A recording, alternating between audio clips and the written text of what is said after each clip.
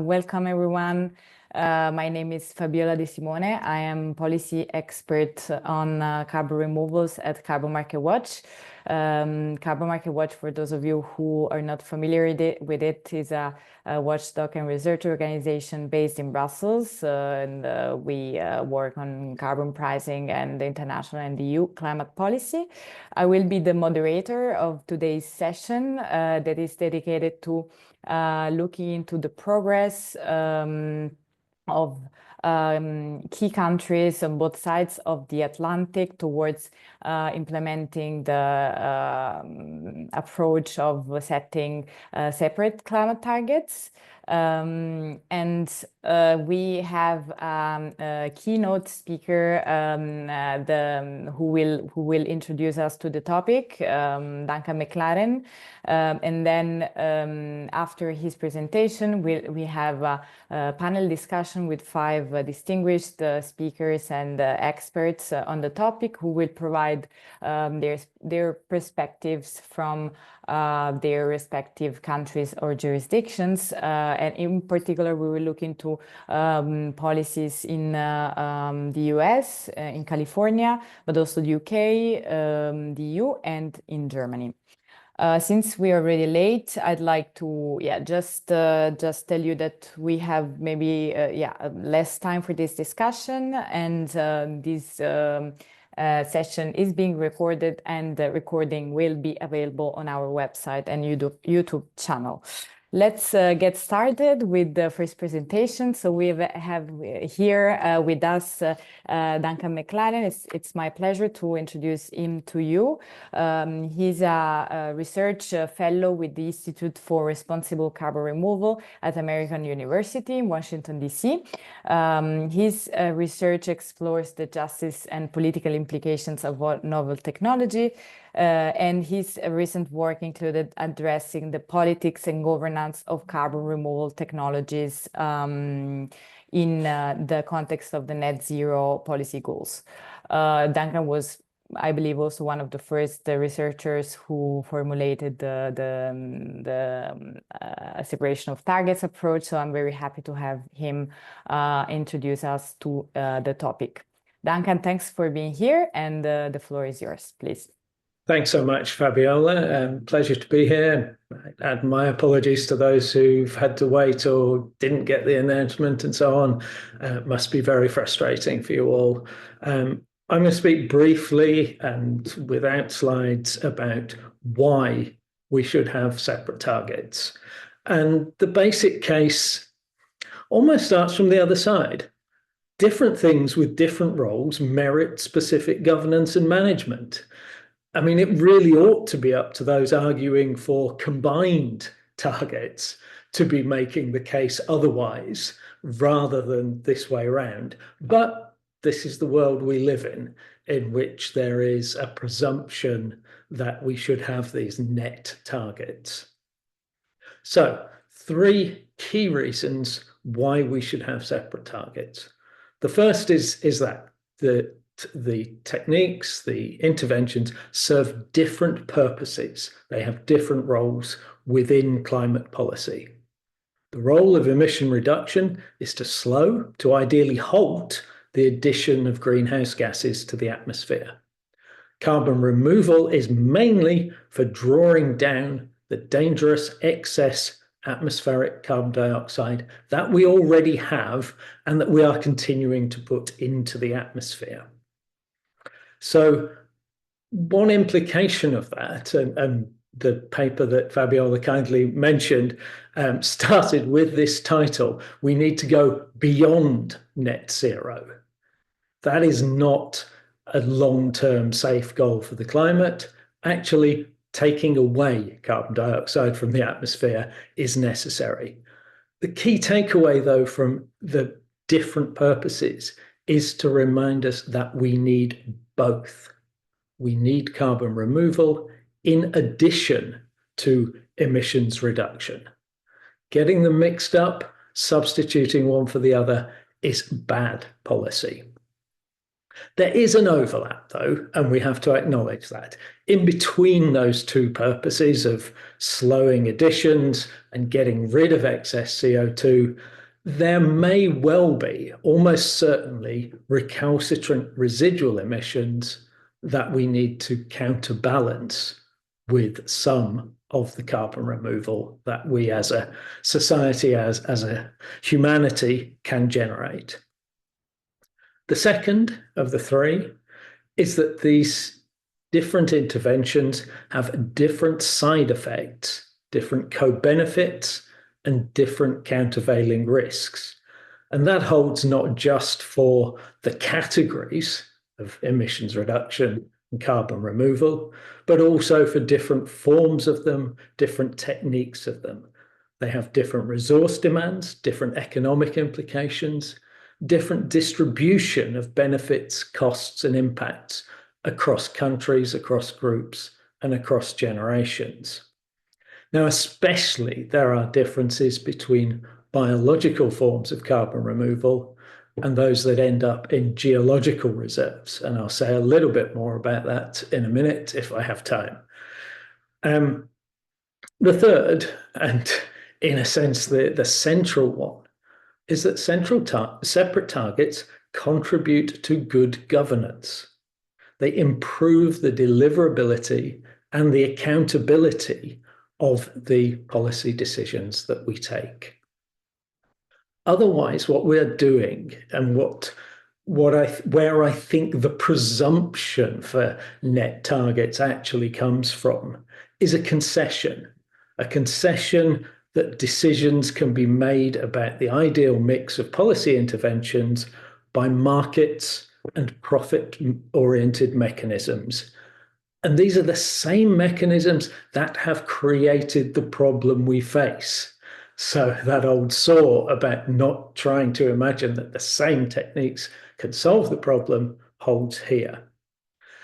For those who've gone through this sort of management training, you'll all have heard of SMART targets: specific, measurable, attributable, realistic, and time-bound. Well, if you start shoving things together in one box, they don't stay SMART for long or at all. And what we have, the choice before us is between good governance and essentially a neoliberal ideology that simply seeks to make everything fungible. For those who don't know the term fungible, it means tradable or exchangeable. And in neoliberal ideology, ultimately, everything ought to be exchangeable for money. And there is the heart of the problem. But what we should focus on, I think, today is that by separating these things out, we can apply management and governance levers that are appropriate to them. But as some of you might be thinking, and indeed as some climate scientists seem to continually parrot, a ton is a ton. Why should it matter where and how we keep it or get it out of the atmosphere? Well, I'm going to address that with a simple rebuttal. There's a lot more that could be said, but every ton of emissions reduction comes with co-benefits for air quality in comparison with a process where we still burn the fossil fuels and then capture the carbon back later. Currently, there are 8 million avoidable deaths every year from air pollution. That's 1 in 8 deaths. It's a caricature, but if we did the whole thing by saying, oh yeah, we can allow the emissions to go on and we'll capture the carbon later, then we'd have all those extra deaths in the ledger as well. If we do emissions reduction first, we're cutting those. So this is an example of a very different side effect and a reason why we shouldn't be risking substitution of carbon removal for sustained and accelerated emissions reduction. Other differences include issues like reliability or reversibility of the effects. And policymakers have indeed tried to deal with such differences around leakage and permanence by adding conditions. So they try to say, well, we can only exchange permanent carbon removal for emissions reduction, for example. And that's good. I'm not dissing that as an approach. I just want to note that those sort of conditions are the sort of conditions that have been placed on carbon markets for years, and that the market makers and market participants actively seek to avoid. The result being that over 30 years of trying to establish robust carbon markets, researchers can still look at the record and say, well, about more than 80%, more than 4/5 of the claimed reductions in these carbon markets were not real. They were junk carbon credits. So that's the pressure that we face if we go into combining rather than separating targets, because it's carbon markets that are often driving the motivation to put these things in the same box. That people developing carbon removal aren't getting offered reasonable and appropriate prices for their technologies, techniques, unless they can sell carbon credits. So they're incentivized to do the wrong thing, in effect, to make them substitute for emissions reduction. On differences, time matters too, when the removal or reduction happens. And here too, there are differences. We need to especially beware of promised future removals in the models that that are so influential in policy making. If those don't materialize, they can't be replaced by emissions reduction 50 years in the future or even 10 years in the future. Those emissions have already escaped. But in a total asymmetry, if they're there in the future, they tend to persuade policymakers that they can delay. So they replace emissions reduction now as a promise. If they're not delivered, we're in a very bad state. I said I'd unpack briefly the bio-geo issue, and that is one of the biggest risks, that we try to rely on the biological carbon cycle, the fast carbon cycle, to compensate for fossil emissions that are coming from the slow geological cycle. Even if biological sinks can be stimulated, they offer short-term vulnerable storage that can be overturned by wildfire, drought, or economic decisions to harvest timber or to plough up soils. Treating biological carbon stores as net assets is even worse, as it can mean replacing biodiversity-rich, robust ecosystems with fragile monoculture plantation driven simply by carbon tunnel vision. More generally, it is critical that we recognize that carbon removal is not an infinite resource. There are limitations. There are no silver bullets that can efficiently, cheaply, and harmlessly absorb all the excess carbon dioxide. Biological methods are limited by land and space. Geological methods typically limited by energy needs for separation, compression, and so forth, or for the grinding of rocks for enhanced rock weathering. Yet we do need to fund early set stage, particularly geological carbon removal, to enable future drawdown.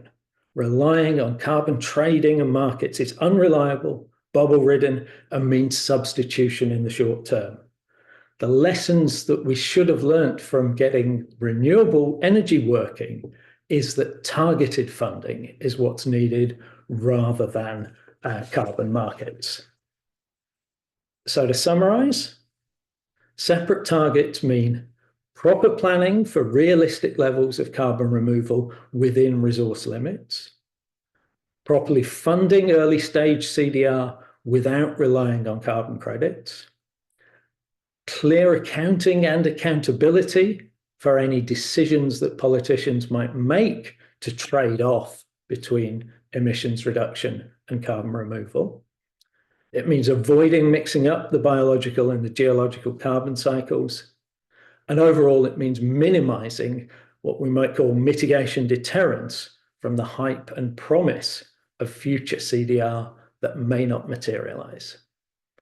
Thanks for your attention, and I'll happily take some questions. Thank you very much, Duncan, for this insightful presentation and for reminding us of the benefits and the risks of not separating targets and policies between gross emissions reduction, biogenic sequestration, and permanent removals. For the audience, so Duncan will be also in our Q&A session after the panel. If there are any clarification questions, feel free to ask them in the Q&A box, and Duncan will also try to answer some of them in writing in the meanwhile. So we'll say bye to Duncan for the moment, and then get back to him during the Q&A. Okay, so we get to the panel moment of our webinar.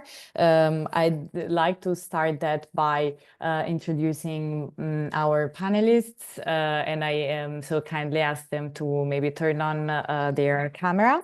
So as I said at the beginning, today the objective of the webinar is to also delve a little bit deeper into how some key countries are progressing towards or not implementing separate climate targets. And we will discuss that with 5 distinguished experts on the topic. So first we have Katie Lebling. Katie is a senior associate in the World Resource Institute's US climate program, where she leads research and analysis to inform responsible scaling of carbon dioxide removal approaches. Hi, Katie. Thanks a lot for being here. I will introduce all of you and then go into the questions. Next, still also joining from the other side of Atlantic compared to where I am currently, there is Danny Cullenward. He is an economist and lawyer focused on the scientific integrity of climate policy. He's a senior fellow at the University of Pennsylvania and American University, and is also vice chair of California's Independent Emissions Market Advisory Committee. Hi, Danny. Thanks for being here. Getting to Europe, we have Josh Burke.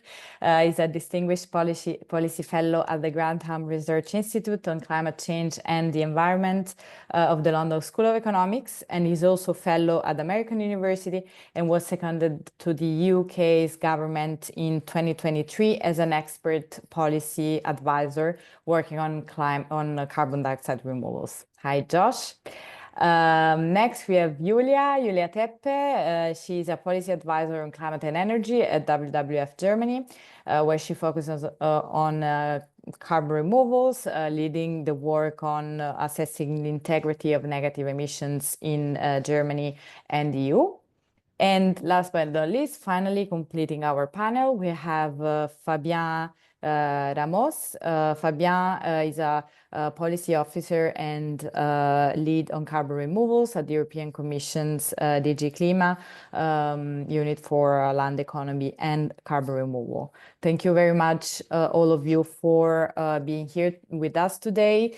So I'd like each of you to answer to key questions. Given the fact that they are very much interlinked, I will just present them together, and then you can address them both in your response. So my first question would be, what is the direction that your country or jurisdiction is taking towards implementing separate targets? And the second is, are there specific policy proposals that support or go against this implementation? So I would like to start maybe with Katie, if she agrees. Katie, she's bringing the perspective of the US. This is certainly not a very propitious moment for climate policy in the US, but happy to hear your views and your take on the separation of targets and CDR policies in the US. Thanks. Great, thank you. I will try to answer those two questions in my short presentation. I'm just going to share a few slides to hopefully organize what I am saying.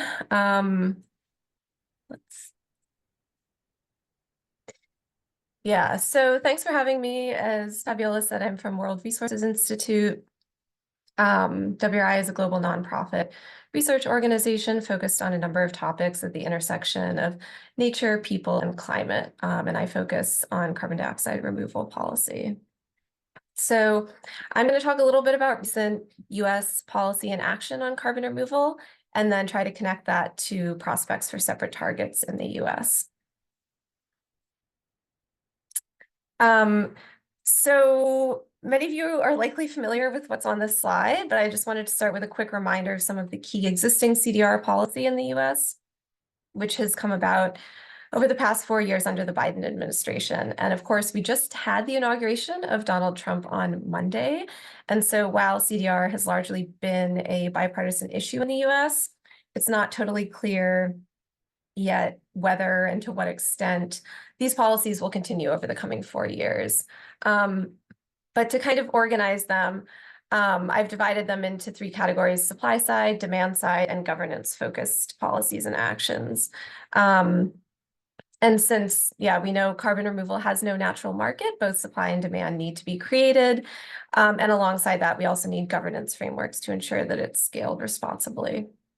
So on the supply side, there have been policies to develop the technologies that can remove carbon. So there's been government policy support from early stage research and development all the way to demonstration and deployment. So research and development funding through annual appropriations provided to the Department of Energy and other agencies that fund research and development. The biggest headline policy I think people are likely familiar with, the Regional DAC Hubs program that was included in the 2021 Bipartisan Infrastructure Law. 1.2 billion of this has been awarded, though not all dispersed, out of the total 3.5 billion. And the second tranche was open to applications in late 2024. So I think I just read that this may have been paused for the moment, but an important policy action nonetheless. And the bipartisan infrastructure law also included several billion in funding for CO2 transportation and sequestration support. And then on the deployment side, the 45Q tax credit, which has been around for a while, but was enhanced in 2022 in the Inflation Reduction Act, provides up to $180 per ton of CO2 for direct air capture and up to $85 per ton for bioenergy with CCS. And on the demand side, this hasn't gotten quite as much attention in the US, but there have been some important initial steps made recently. So the Department of Energy, they had launched a purchase pilot prize, which was directed in FY23 appropriations, and I believe is the first example of direct government procurement of carbon dioxide removal. So they have 35 million to award to project developers that meet certain criteria. They've announced 24 awardees for phase 1 and should be narrowing this down to 10 awardees for phase 2 by May of 2025, depending on how things go. And then I also wanted to mention the Carbon Removal and Emissions Storage Technologies Act, the CREST Act, which was introduced in 2023 by a bipartisan group of senators. And so that would appropriate, kind of scale up and codify this government procurement effort, providing 230 million over 5 years for procurement of carbon dioxide removal, in addition to boosting research funding. And then lastly, on the governance side, to make sure CDR is scaled, the CDR that is scaled is high quality and that projects are done in a responsible way. So this includes a number of different things, just naming 2 specific things here. On measurement, reporting, and verification. So how do we count how much carbon has been removed and report that and verify it? There's been some funding for the national labs in the Department of Energy to work on verification tools and protocols for this. And DOE also launched a responsible carbon management initiative that includes 10 criteria for what responsible looks like. Okay, so I think that was all pretty familiar to most people, but now to just mention some more recent policy in action that just in the past few months that I think is important to note. So the first one here is the Bipartisan Carbon Dioxide Removal Investment Act. This was introduced in November by bipartisanly by Senator Schatz of Hawaii and Senator Murkowski of Alaska. So this is a technology neutral tax credit that would support deployment of all eligible CDR types. So kind of in contrast with 45Q, the current tax credit supporting deployment, for which only direct air capture and BECCS are eligible, this would support a broad range of CDR approaches, whatever meets the criteria that's laid out. And so this new credit, which would be known as 45BB if it's passed, would provide up to $250 per ton for approaches aside from BECCS and $110 for BECCS. And the credit level is lower for that because they can gain revenue from selling the energy purchased. And the credit level is higher than the 45Q, $180 per ton, because this credit would require life cycle carbon accounting for this sequestration, which 45Q does not require at the moment. The second one I wanted to mention is removing and sequestering carbon unleashed in the Environment and Oceans Act, or the Rescue Ocean Act, which was introduced in late December by a bipartisan group of lawmakers, including Representatives Gonzalez Colon of Puerto Rico, Bonamici of Oregon, and Onco of New York, as well as Senator Schatz of Hawaii.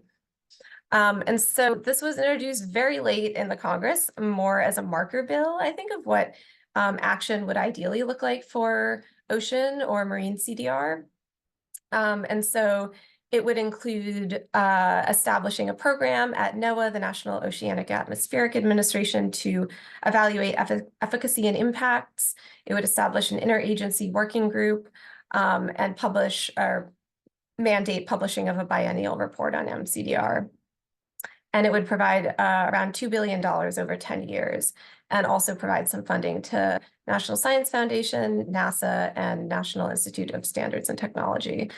So for both of these bills, I think there is a lot of interest in working toward them being reintroduced in this Congress. And they both had bipartisan support last Congress, but dynamics are shifting, so we'll see how that goes.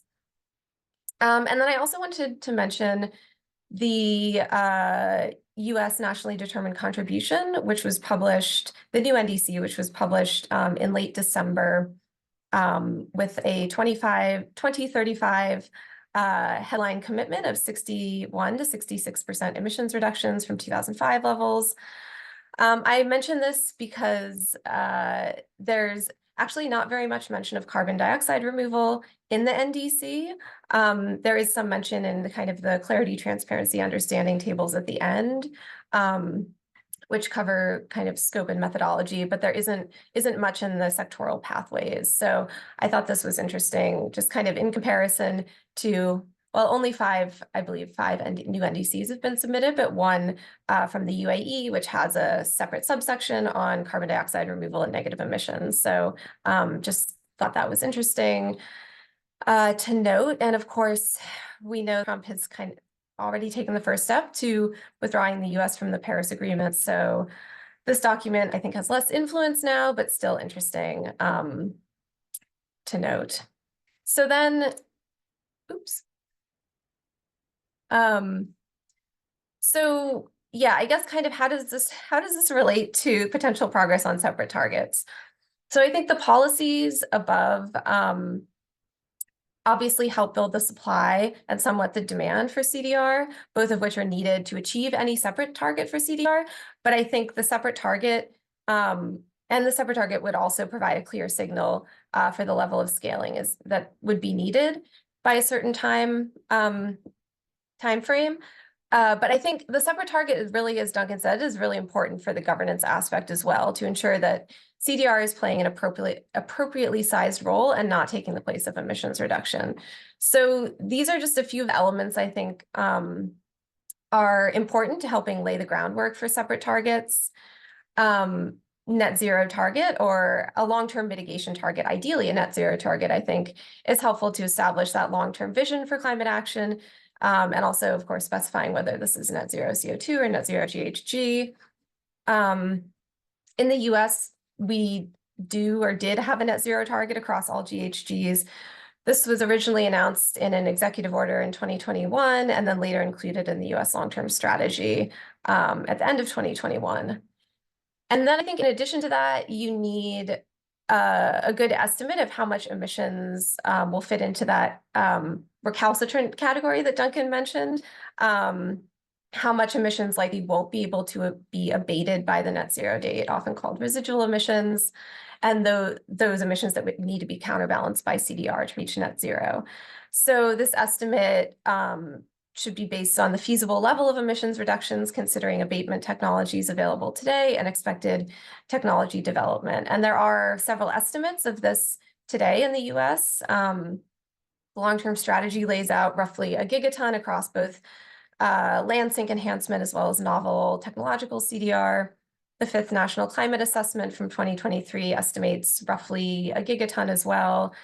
A 2022 DOE report on their strategic vision estimated about 1.3 gigatons. And then there was just a report that came out earlier this month from DOE that cites a wide range of 0.5 gigaton to 2.4 gigatons. So there seems to be this kind of rough coalescence around that gigaton level, but I think more precision is needed here in terms of making that estimate and kind of understanding which particular sources and gases will make up that bunch of residual emissions at the expected net zero date. At the same time, I think having a gross emissions reduction target is also important to avoid mitigation deterrence and make sure that scaling of CDR is accompanied by steep emissions reduction. And there's also, I think, different ways to formulate separate targets, gross reduction target and targets for natural and technological or biological, geological CDR, or separate targets within each sector that make that differentiation. So I think more discussion and consensus on the particular formulation would be helpful for consistency. And then, of course, socialization among policymakers is key. In the US, I think this idea has entered kind of the space of people who work on CDR policy, but it hasn't really gotten into the general policy space yet. And then lastly, I think carbon accounting guidance needs to be developed for some novel CDR approaches so that they can be included in national inventories, and that national inventories are disaggregated in ways that enable that tracking against separate targets. So I think the US has or had some of these elements under the Biden administration, but we're kind of seeing parts of them actively dismantled at the moment. So I think there's a lot of uncertainty about where we're going. I guess overall, I think it's unlikely that we'll see this kind of separate target tied to a net zero or emissions reduction target under the coming 4 years under Trump. And I think we're much more likely to see continued action at the state level. I think there's much more opportunity there at this point. But I think also at the same time, we should be thinking about what we can do kind of under the radar to make sure we're prepared for a hopefully future progressive administration that is more receptive to these ideas in the future. So maybe that's a good intro for Danny to talk about the state side of things. Indeed it is. Thank you very much, Katie. A very comprehensive overview. Also raising a few important issues in your last slides. Maybe we can also talk about that in the Q&A. And indeed, Danny, I would like you to give us your perspective from California, indeed more at a state level. I don't know to what extent it can be influenced, I guess, so by decisions taken at the federal level. But yeah, I'd like to give you the floor to guide us through the situation in California. Well, thank you very much for having me. And I apologize, I have a cold today, so my voice will be weak. but I'm very glad to be with you. I'm going to speak today without slides, but I'll drop a link into the chat that includes both a set of slides that I prepared on this topic for the California Advisory Committee on which I serve, as well as a draft chapter from our upcoming annual report that concerns our carbon offsets program, since that's the sort of main way we've integrated other sectors and used credit-based mechanisms to do the kinds of things you might see if you were to, for example, give tradable credits to carbon removal in a cap and trade program. Just to emphasize at the start, I'm just speaking on my own capacity as a researcher, not on behalf of the committee, but this is a draft document you can look at, and we're taking public comment through January 31st if that's of interest. The high-level take I want to give you about what's going on in California. California's policy conversations are always a little bit farther ahead than the federal government's conversations in terms of addressing some of these issues, maybe earlier in time than they come up in the federal level. But it's been striking to me over the last 15 years watching our policy conversation kind of move to the side and not address, I think, many of the key issues that are familiar to people who talk about, for example, carbon removal governance, in other jurisdictions, whether at the US level or in other countries. And I think it's pretty striking. I think people who have expertise in carbon removal would benefit from looking at the California situation as a warning sign of how things can go, frankly, quite bad in very quickly. The state is really notable because it has often had strong legislative direction. And there's often a key gap between what our state laws require and direct our regulator to do and what the regulator actually does. And this is a great example where that distinction is actually extraordinarily relevant. So California has a statutory framework that sets what is essentially a net zero target for 2045. And it implies, without directly creating separate targets, because it includes a minimum emissions reduction requirement. So our state law says the state regulator is required to achieve an outcome where we reduce our emissions at least 85% below the baseline 1990 levels by the year 2045 and achieve, we use the phrase carbon neutrality because again, the terminology in the state is often fairly disconnected from the academic and policy conversations in other jurisdictions. That's basically net zero. And in our policy process, our state statutory targets are turned into long-term planning documents. And this is where the doublespeak starts to enter the policy conversation and some of the challenges that come up begin to emerge. And in this process, we had a very interesting and challenging process back in 2022 because the long-term planning process for the state's carbon neutrality net zero target was beginning. And during the middle of that development process, legislative negotiations eventually culminated in the statewide target I just described. The long-term planning document never really looked at more ambitious levels of emission reductions. It looked at some scenarios for 2035 carbon neutrality, which you can imagine is, completely unrealistic basically in any jurisdiction, but it didn't look at more ambitious scenarios on a 2045 horizon. And that implies a very large role for carbon removal, which the regulator very weirdly interpreted in a strange way. During the middle of this long-term planning process, our governor, Gavin Newsom, sent a letter declaring that he has a target for at least 30 million tons of carbon removal by 2030 and 100 million tons by 2045, which the regulator then interpreted to include both point source carbon capture and storage, as well as atmospheric carbon removal in its planning documents. Things get even weirder from there. And if you click through my slides, you can see some of the pictures of how weird that gets and some of the very questionable assumptions that got made. To make a long story short, the regulator modeled a very large deployment of over 7 million tons a year, 70 million tons per year by 2045, that was assumed to be powered by behind the meter 100% clean electricity. It was implicitly direct air capture, so there were no environmental impacts. There were no grid planning implications. It was just something that happened as an assumption in the modeling without any implications. They didn't really directly report the costs in a very clear way, but the costs, according to their analysis, would increase to about 30 billion US dollars per year. There's no funding mechanism for that in state policy. So we find ourselves in a situation where, as everyone else knows in every other jurisdiction, we need to get started on this conversation. We need to begin to make progress. But our planning documents are based on, frankly, pretty broadly unrealistic assumptions that myopically, in this case, just assumed direct air capture was the only mechanism and conflated point source carbon capture and storage with carbon removal. And now in the political economy of our policy development process, where we don't have a funding implementation mechanism, the state's very powerful oil industry and its allies in the labor movement are advocating for direct integration into the cap and trade program through conventional offsetting and a variety of other approaches that raise mitigation deterrence concerns potentially can be addressed, as I'm sure Josh and others will talk about how other jurisdictions are thinking about addressing those problems. But we basically don't have a framework for it. Meanwhile, the state has a program called the Low Carbon Fuel Standard, which is nominally a state transportation fuels policy, but is eligible to credit direct air capture facilities anywhere in the world.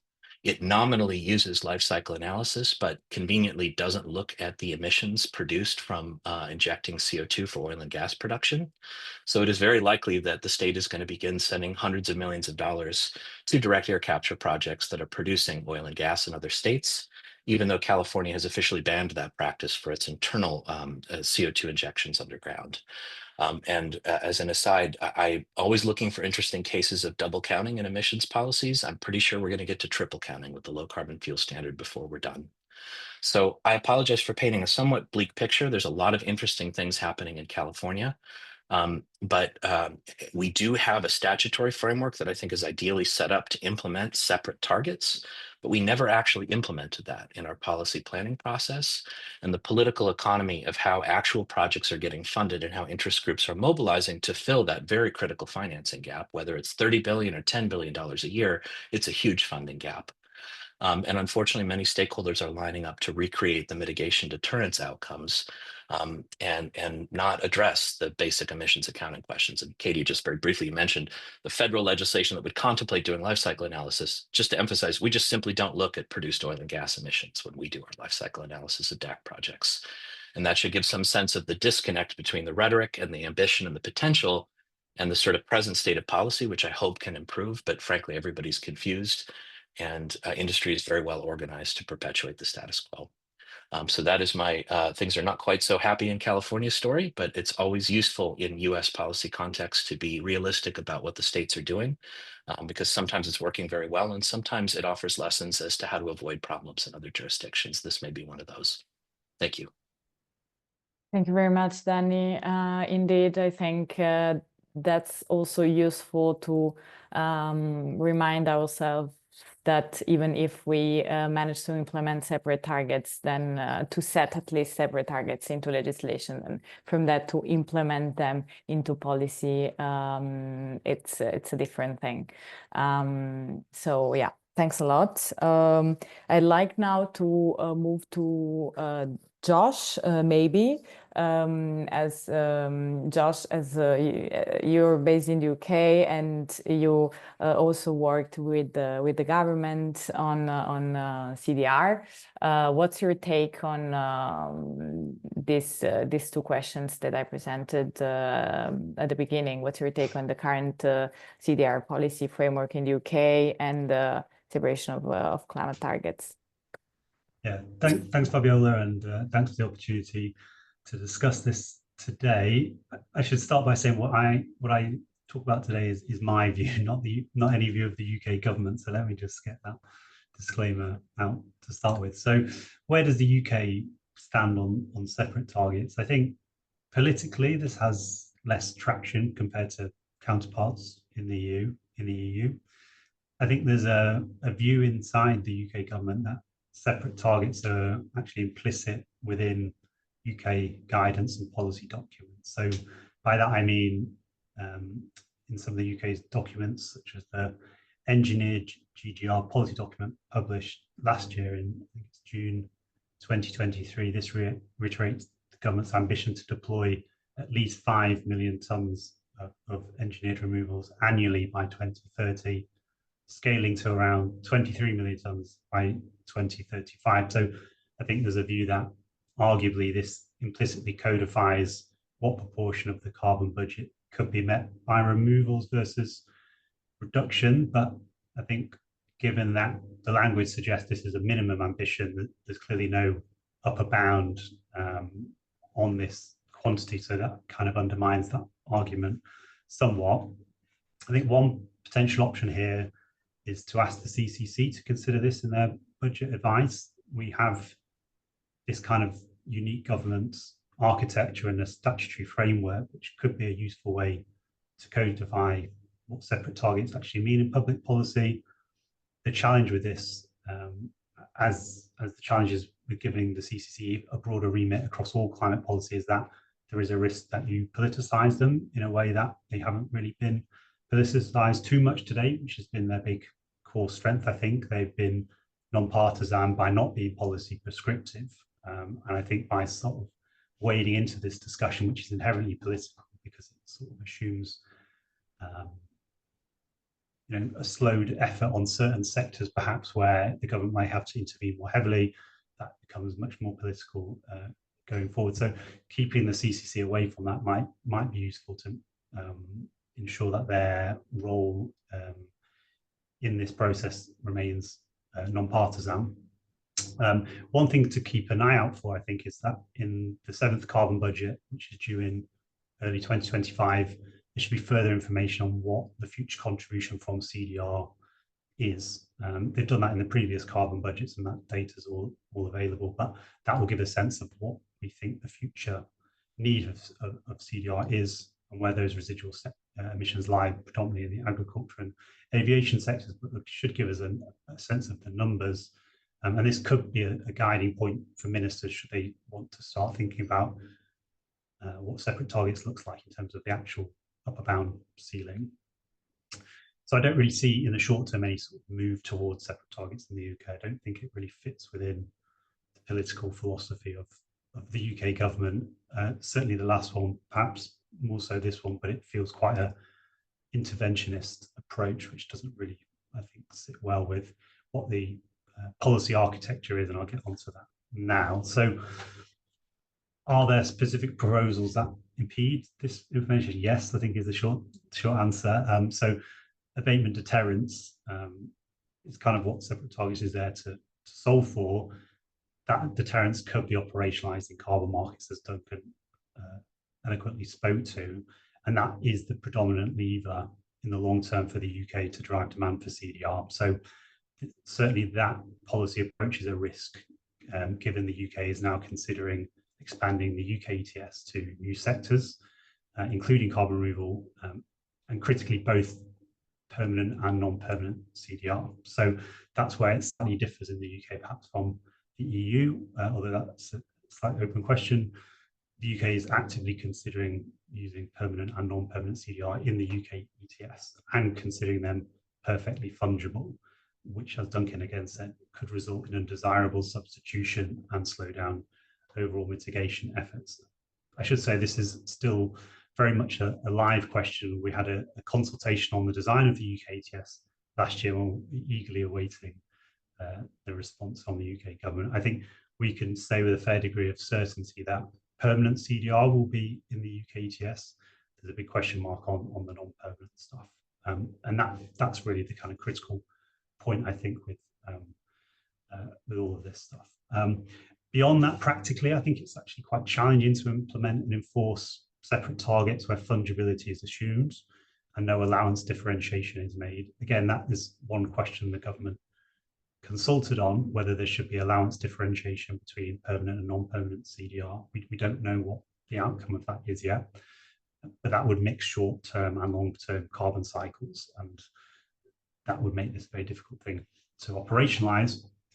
And then not to mention that implementing separate accounting systems within an ETS could add hugely to the administrative burden for the UK government. So that's a further challenge. And then I'm going to get slightly into the technical detail a little bit in terms of the actual design of the UK ETS. So this again could make enforcing separate targets very difficult. So this particularly here, I'm thinking about the way the cap is designed. That might impede or preclude separate targets. So here there's two predominant options. So the first is a gross cap, which is the likely short-term design option. And then this isn't necessarily a problem, as there needs to be a cap on the CDR allowance entering the market, which can work well with a separate target, which effectively caps the amount of CDR available. I think further forwards, when the UK considers switching from a gross cap to a net cap, this is where it might run into difficulty with separate target, because under a net cap, there's no cap or a ceiling on the amount of CDR that can enter the market. That then might not be compatible with a separate target, which implies a cap. So getting slightly into the detail there, but at a high level, the ETS can make this very challenging to implement separate targets if that's the direction of travel, and then that could be further impeded depending on how the kind of mechanics of the ETS are set up. So yeah, I'll leave it there and look forward to discussion. Thank you very much, Josh. That was very interesting, and thanks also for diving into the technicalities of this proposal from the government that indeed from outside it seems going quite against the principle of separating targets. Happy to go to also discuss about that during the Q&A if anyone in the audience has questions.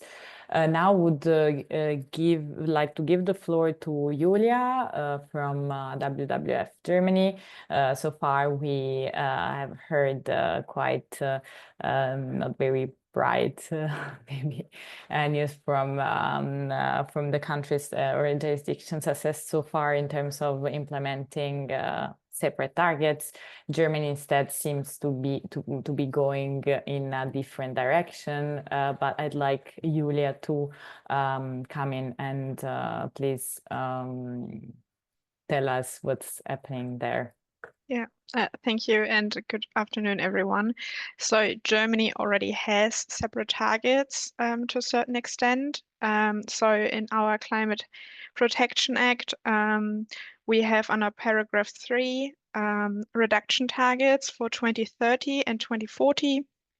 And for 2045, the reduction target is supposed to be set in 2032, so that we don't have a specific target yet for the emissions reductions, just that greenhouse gas neutrality should be achieved and that emissions have to be reduced accordingly.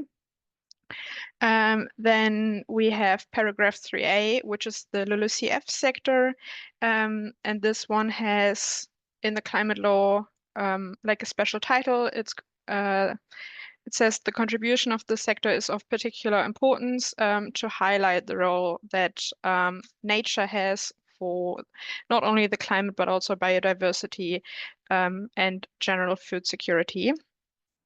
There we have targets also for 2030, 2040, and 2045.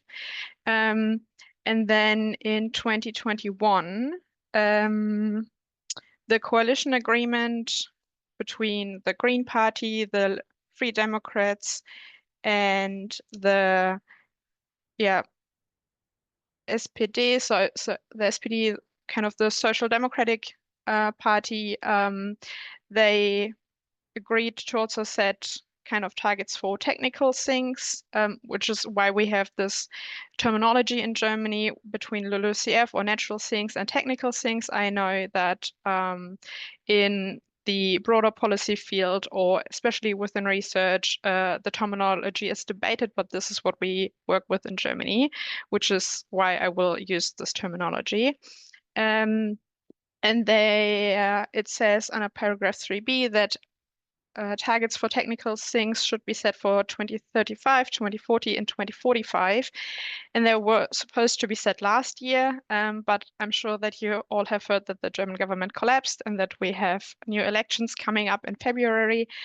So the strategy within these targets were supposed to be developed, didn't get finished beforehand. So now we don't have specific targets, but we have in the climate law that targets should be set, as well as a strategy for dealing with unavoidable residual emissions, which we call the long-term strategy negative emissions.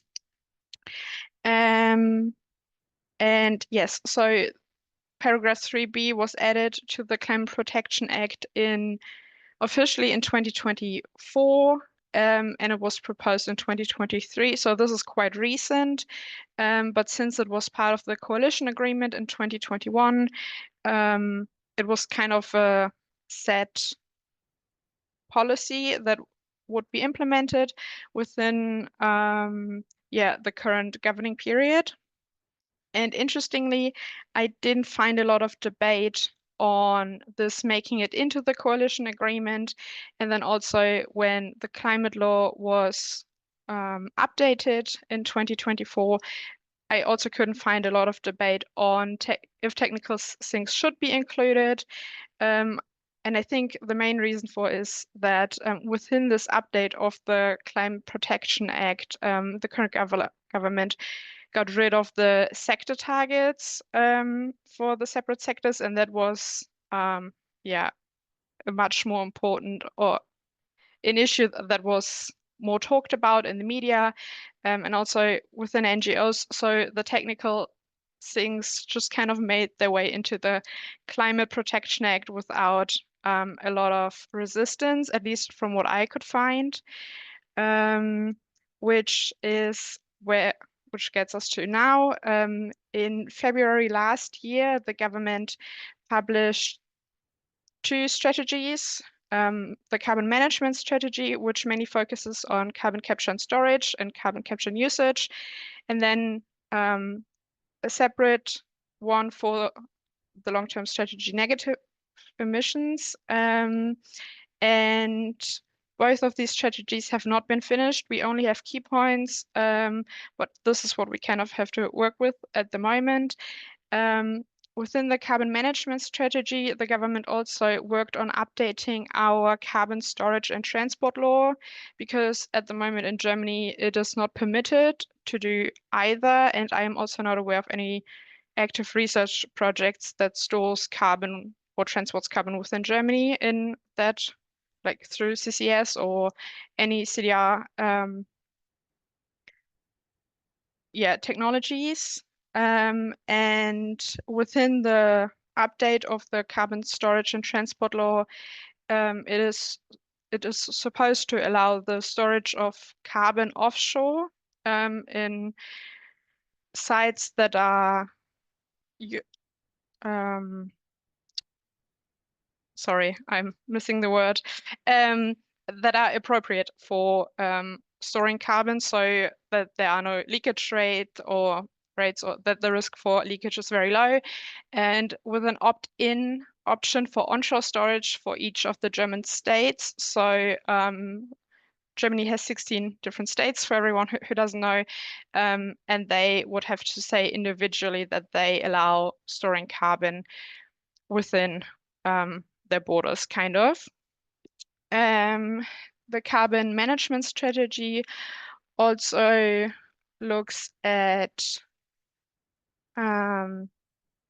including CCS for gas plants, so for natural gas plants, as well as for biomass energy plants. So that would kind of relate to BECCS to some extent. And then it also looks at CO2 pipelines and CO2 storage facilities and how these have to be developed. Here we would want to see a better connection to the long-term strategy negative emissions, especially for the technical things, where also maybe CO2 pipelines would be needed. The long-term strategy negative emission looks at the different types of carbon removal, so that also includes part of the LULUCF sector, as well as everything that's not included in the LULUCF sector. And this is kind of where we have made the separation in Germany between LULUCF and everything that is not LULUCF. And within the strategy, the government also wants to look at their position on integrating permanent removals or removals in general into the EU emissions trading system. It looks at the different forms of carbon sequestration and how these could be also accounted towards either targets, so either to the LULUCF target or towards the technical sinks target.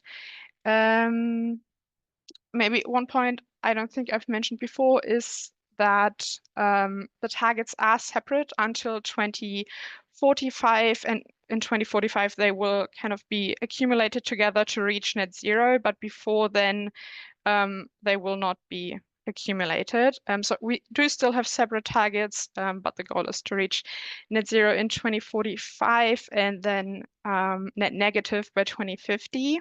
But we don't have any other targets going beyond 2045. However, in the long-term strategy negative emissions, the government wants to look at kind of a pathway up until 2060.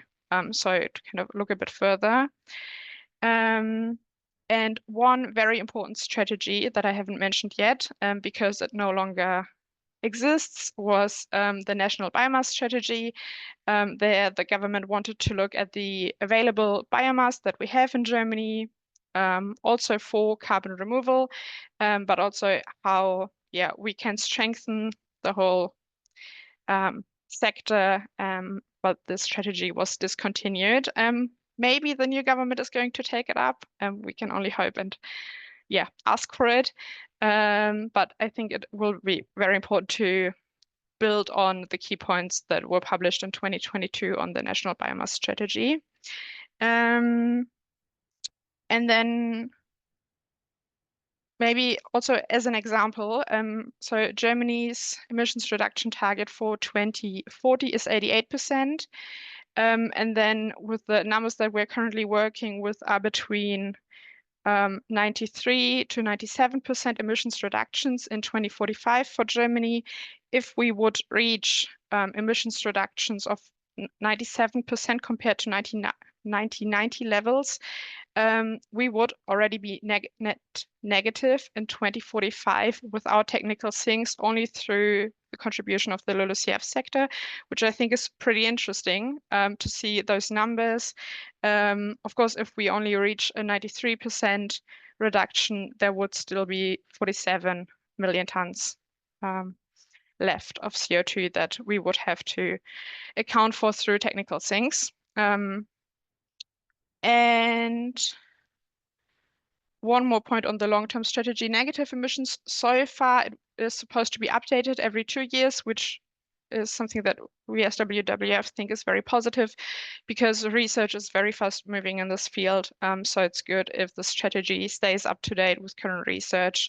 And also marine CDR is kind of for now excluded, because the census was that research isn't far enough yet to also include this within the target setting, as far as I understood it. And how the German election is going to influence carbon removal policy in general. That was a question Fabiola asked me, is that I think it can get a bit more difficult with a more conservative government coming in.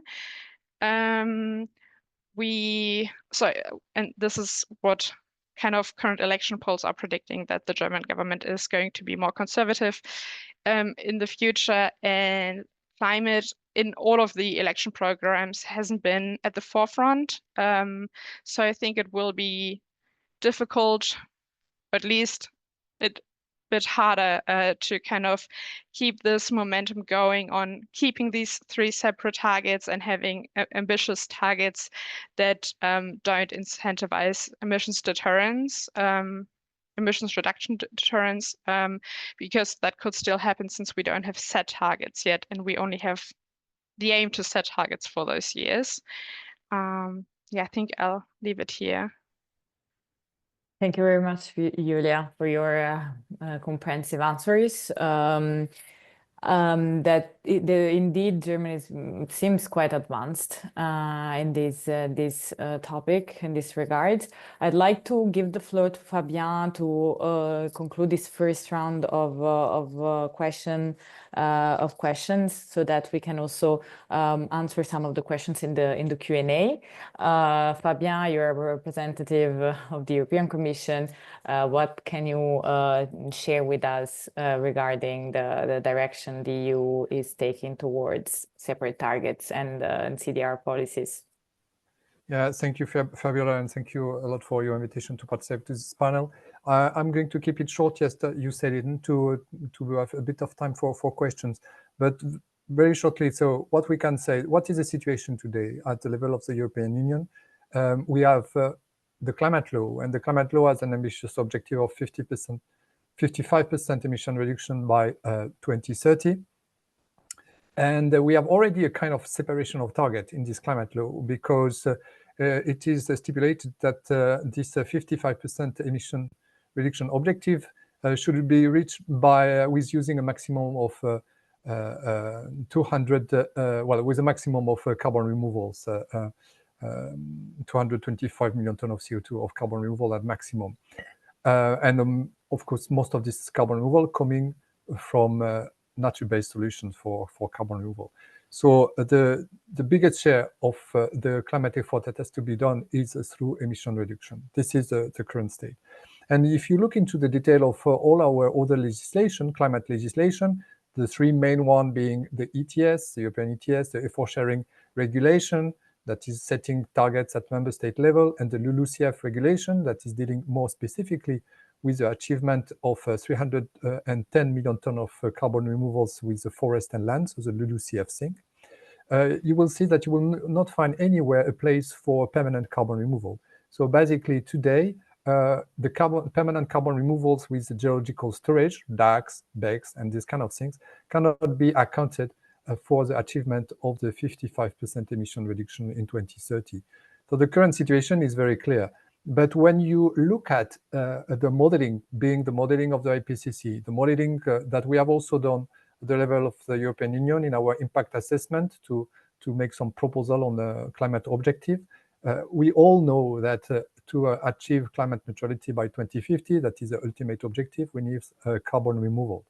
So I think the very first thing to do when we'll have to update the climate law, and this is something that is going to come soon, probably this year, let's say exactly when this year, because there are still some discussion and uncertainty on the exact timing of the update of this climate law, will be first to recognize this permanent carbon removal, and then drafting, preparing, and agreeing on the next cycle of policies on how to achieve this ambition that will be set in the climate law, to be a bit more precise on the role of carbon removals and the role of emission reduction. We think that this is very important, and the Commission agree with that. It's very important to try to define better this. Why? Because I think everybody agreed on that, actually. The one that are afraid of the mitigation deterrence want a clear separation between the role of carbon removal and the role of emission reduction, and to basically avoid that we replace emission reductions with carbon removals. And the industries working on carbon removals, they want clear signal on how much carbon removals we need for the future. So they are also quite happy if we can define some objectives. So in general, I think the Commission agreed with that, and that we need some clarification. The big question is, when can we introduce this clarification, and how can we do it, and how can we define it? Because it's not so simple. On one side, you have two different kind of things. You have some technical issues, and you have also some, I would say, maybe more social issues or context issues. On technical issues, then you have to think about, okay, what is really a carbon removals? If I do CCU, if I do CCS, if I do carbon removals based on DACs in the same time, what I'm going to put as a carbon removal and as an emission reduction. If I do DAC and CCU for e-fuels, this is not a carbon removal. If I do a fossil emission capture and I store it permanently, this is not carbon removal. But if I mix a different stream of CO2, then you can have carbon removal. So technically, there is some things to figure out. But this is technical, and I'm sure we can figure out how to do that. But the most, maybe the most important point now, currently in the context, is that we had the European Green Deal this last year with a lot of regulation, lot of legislative initiative on the environmental side, and there is a kind of fatigue of that in Europe. So you have more, and I think Julia mentioned it in Germany. So there is a current trend that is more for asking for less target. We have a lot of targets in Europe. I mentioned a few of them, but we have also in the renewable energy, for instance, we have different targets for renewable energy, etc. And the current trend is not so much as introducing more target, but try to a bit simplify and give flexibility on how to achieve environmental objective. So we need to look at all these aspects together and to propose something. And what do we have on our plate for this year and for next year? on carbon removal is very important. I already mentioned the climate law, but then later on, we'll have to come with an update of the policy. Some of our legislation is committing the European Union to look at the feasibility of the integration of carbon removal in the ETS, what type of carbon removal, under which condition, how to do this integration, is it feasible or not. We are also going to update all the pieces of legislation, the effort sharing regulation that I mentioned, the LULUCF regulation. So we have to see where we can bring clarification on the role of carbon removals when we look at all this legislation. Could have said many other things, but maybe now it's time to take some questions. Indeed. Thanks a lot, Fabien. Very, very clear and straight to the point. It's also nice to hear from you about the fact that we all agree that we need some clarity on the different roles of these different sectors we're talking about. So indeed, I'd like to take some of the questions in the Q&A. I see that many of them were already answered in the meanwhile. Thank you very much. Maybe we can start addressing one of the two questions when asked that are for all panelists, and then maybe we can also try to answer the question asked by James on this the situation of who can account for the removals. Maybe also following up on what Fabien said about the technical issues in then accounting for removals. Maybe we can address this question on, is it possible to ease the accounting issue through, let's say, updating the UNFCCC and NDC guidance so that countries can more easily account for these three sectors?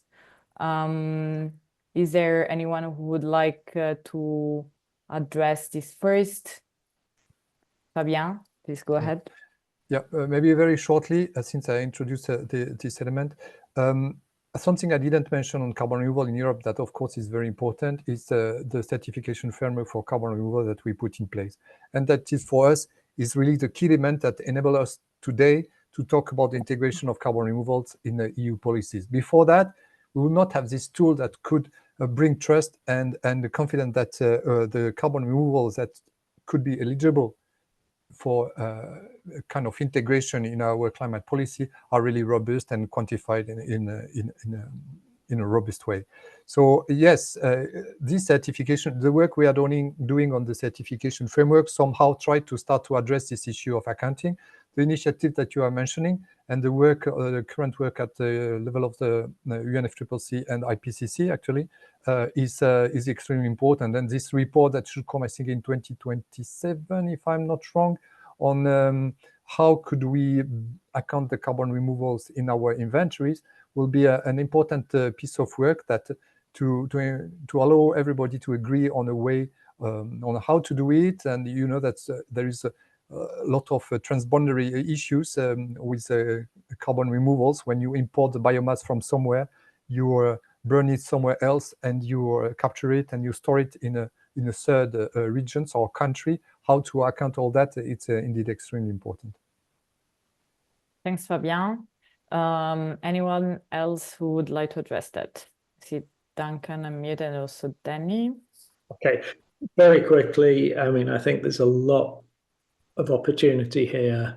I would be very supportive of UNFCCC putting into the NDC guidance simply guidance about being specific about the breakdown of CDR and emissions reduction in targets, even if it's only that basic transparency step, that would allow us to start to understand how these pressures are evolving.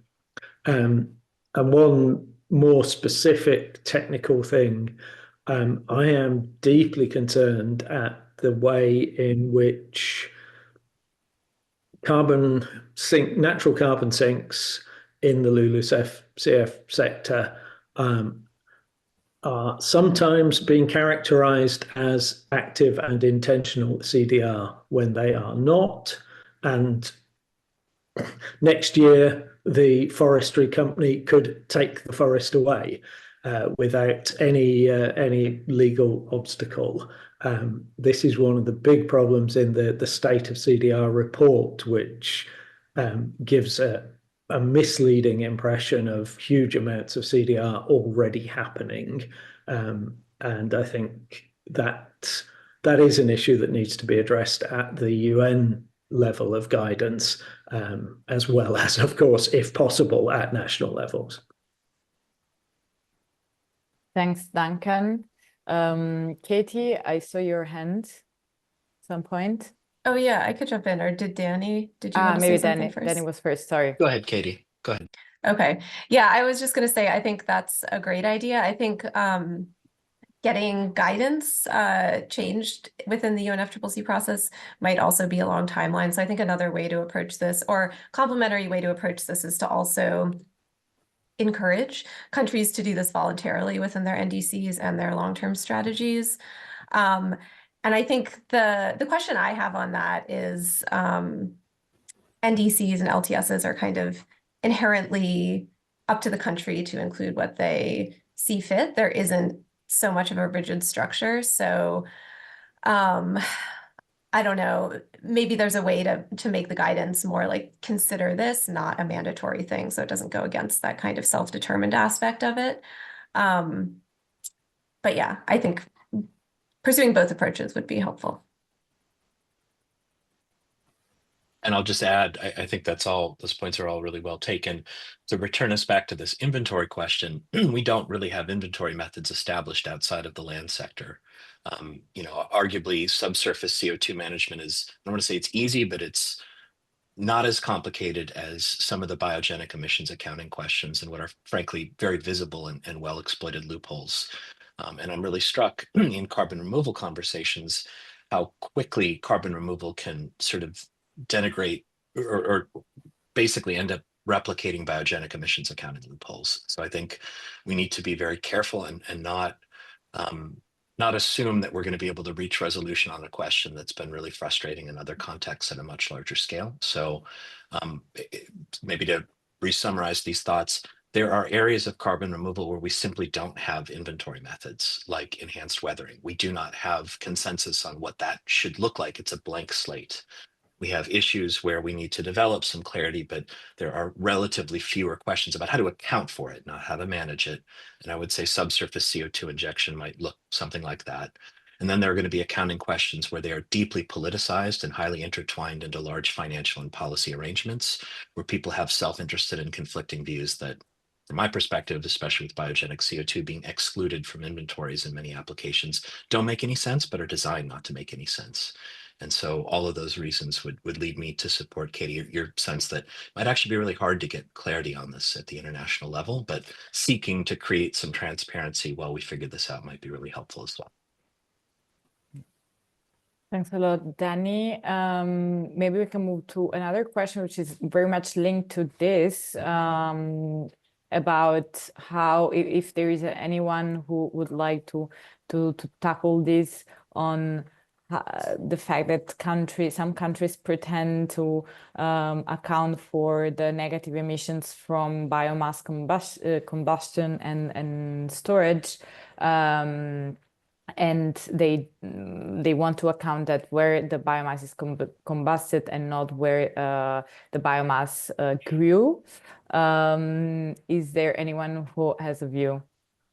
Danny, maybe, yeah, following up on what you were saying. Just to jump in, at one of my hobby horses, California likes to report that its emissions in the transportation sector are going down, and there's a number of things the state is doing that help encourage that outcome. The reason that outcome is happening is due to the intentional exploitation of the biogenic emissions accounting loophole. our clean fuels transportation policy has replaced something like 3/4 and rising of the diesel fuel consumption in our state. And diesel fuel is a particularly big deal because the Port of Los Angeles moves like most of the cargo on the West Coast of North America. We have really big, heavy trucking information or trucking consumption.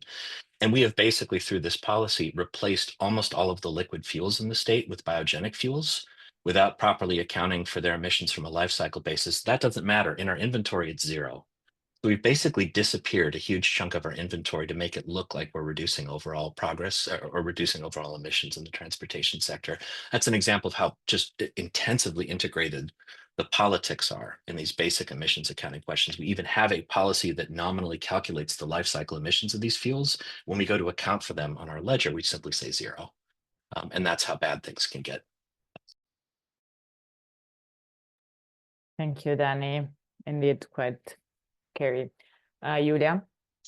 Yeah, I think here an interesting or a good approach that Germany has taken within the long-term strategy negative emissions is that they said they only look at biomass or CDR within Germany for Germany. So then that would not be an issue. We would still have the issue of the zero rating of biomass, where they are counted as not having any emissions for the technical things, but then it is counted as an emission within the LULUCF sector when you take the biomass out of it. But I think keeping that kind of international accounting can help to mitigate this risk a bit. Thank you. Thank you, Julia. Okay, I was reading the Q&A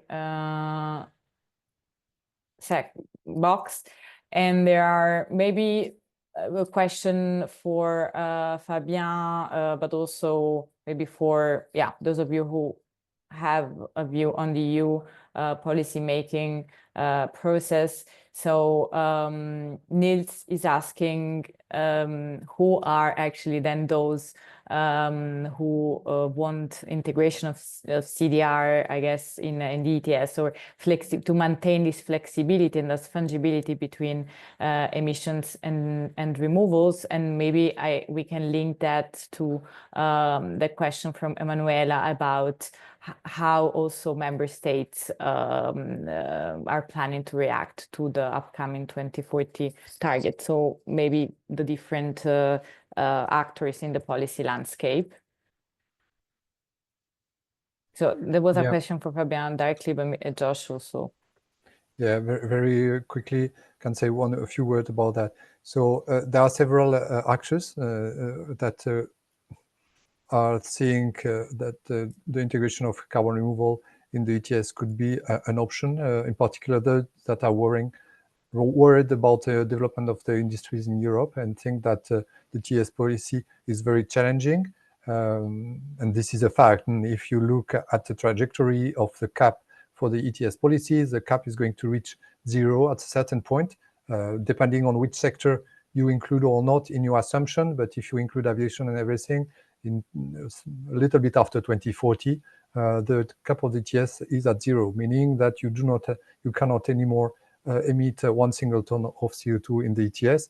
And the question is it realistic that at that time there will not be any industry in Europe that will emit anything? And some people, and I think they are right, think that it's not possible, and we need to deal with this solution. And the integration of carbon removal in the ETS is one of the potential options. Another option could be to think again about this cap and to see if we need to adjust it and deal with carbon removal outside the ETS. So you have different options, and the Commission is working on that.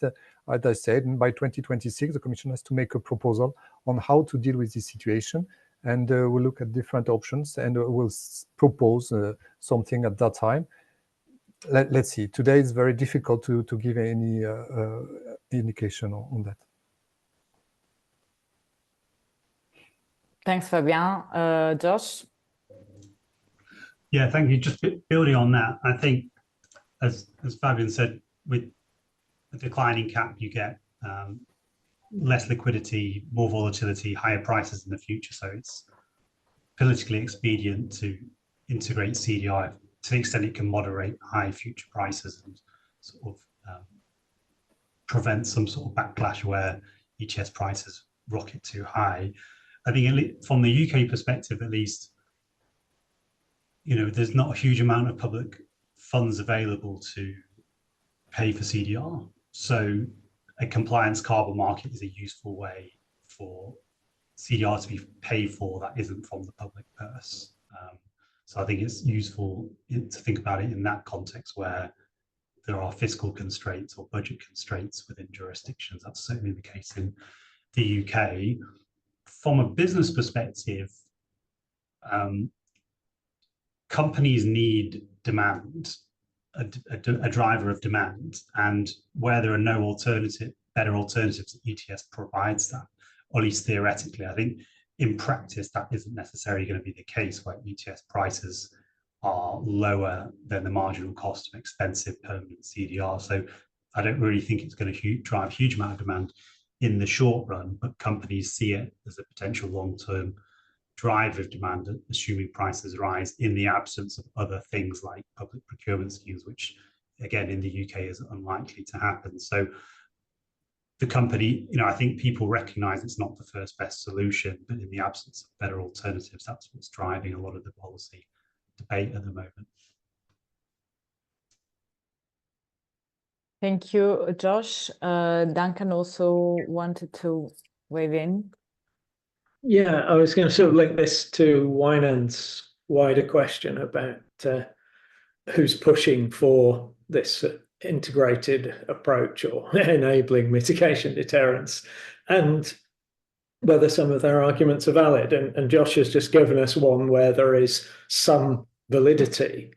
The CDR developers themselves don't have good access to dedicated funding or markets.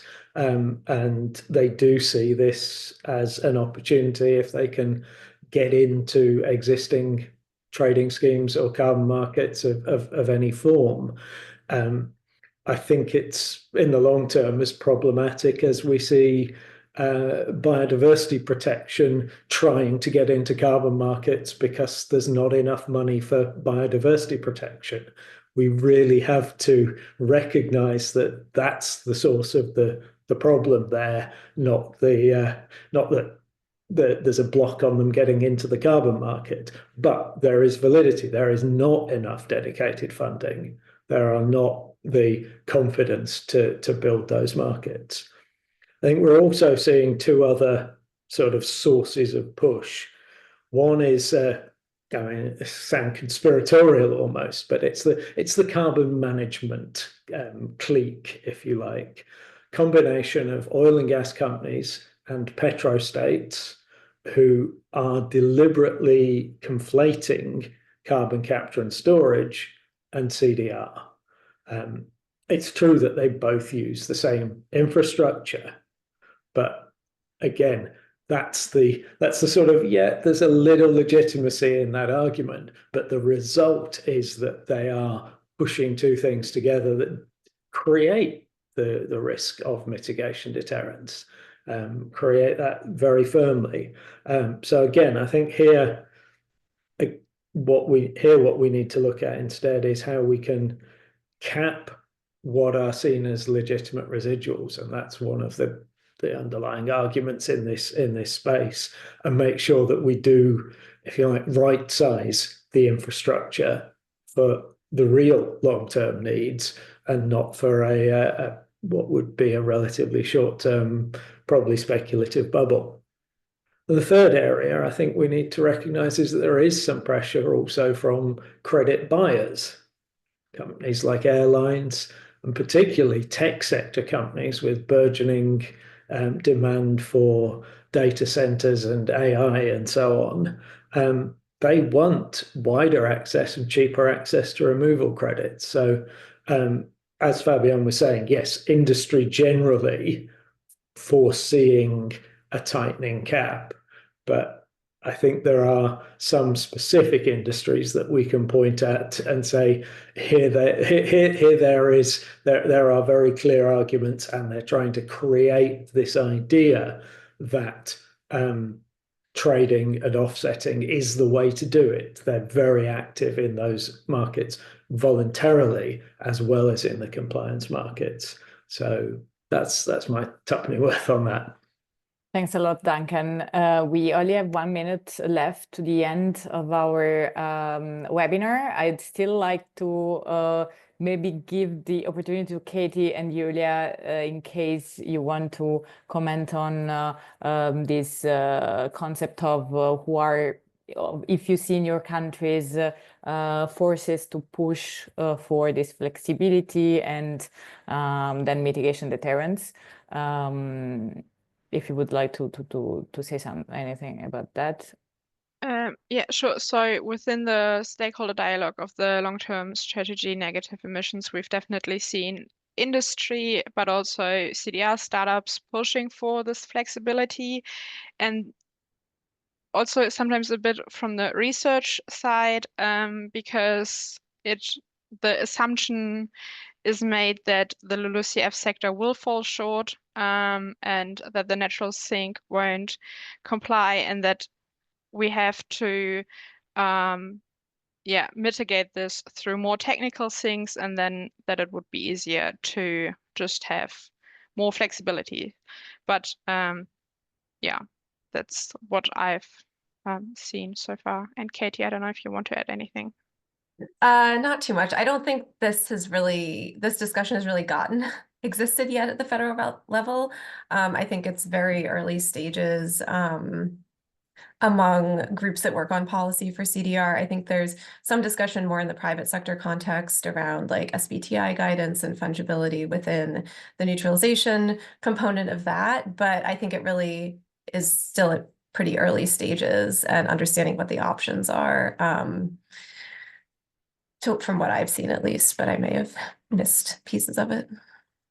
Thank you very much, Katie and Julia. And yeah, as we come to the end of it, I'd like to thank you, thank all the panelists. Sorry, Danny, for not giving you the final word, but we had to close. I think this kind of dialogues and exchanges are extremely useful. So thank you for joining us. I hope we will have the opportunity to have more in the future. Thanks to the audience, and thanks for your patience at the beginning. Should you have any questions, please don't hesitate to reach out to me. In case you also want to reach out to our speakers, I will make sure to make you in contact with them. Thank you again. I wish you a nice rest of the day for those who are based in the US, and yeah, same for those who are based in Europe. Have a nice evening.